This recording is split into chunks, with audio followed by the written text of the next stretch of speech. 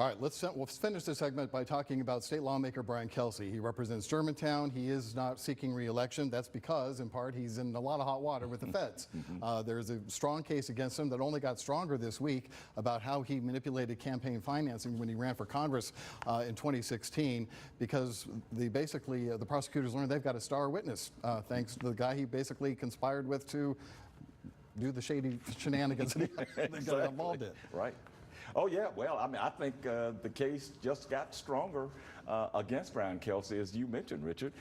Anytime you have an alleged co-conspirator pleading guilty and his lawyer says he's willing to testify, that is not good news for Brian Kelsey. So I think Brian Kelsey needs to be thinking about, well, what do I need to do?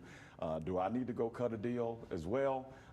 Because I think the case just got absolutely much stronger against him in court. Yeah, just put it to bed. I agree. Don't you think that that's probably what they're actively talking about, Brad, is we maybe want to cut a deal here and not go to trial?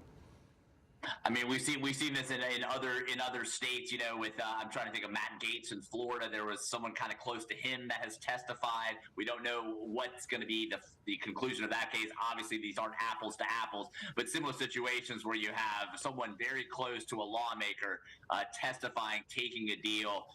We'll see what happens. I mean, I don't want to put myself in the mind of former state senator Brian Kelsey, but I would have, to Otis's point, I'd have to be wondering what was done. Should I consider some kind of potential plea myself? Do I wait this out? What shoe could fall?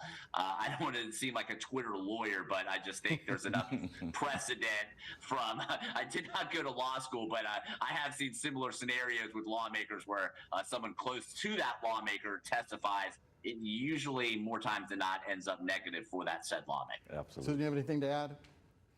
Just one thing. I think the plea deal is in the offing, but I have, in all my years of experience in politics, I have developed very little sympathy for elected officials who commit crimes or are charged with crimes, say they're innocent, wind up with a good deal, but especially elected officials who are attorneys. They should know what the law is. They should know better. Brian Kelsey is an attorney. Yeah. He should know better. He should know better, for sure. All right, we're going to take a break. When we come back, we're going to talk about the power struggle that's going on now. I used the term with the double meaning there between MLGW and the mayor and the chairman of the board of the city council. We'll be right back.